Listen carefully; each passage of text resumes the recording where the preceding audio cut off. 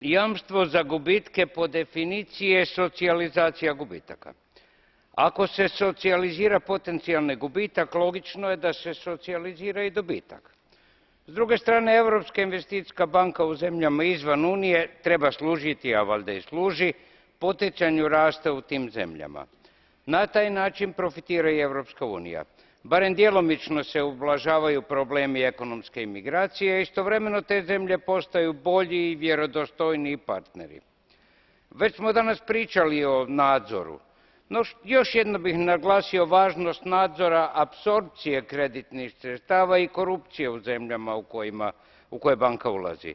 Primjedbe da ulaganje u druge zemlje šteti zapošljivosti u Europi jednostavno nisu ozbiljne i ne stoje. Nećemo mi postati bogatiji ako su oni oko nas siromašniji. Ima drugih koje trebamo gledati sa sumnjom. Krivci za krizu nisu među siromašnima. Hvala.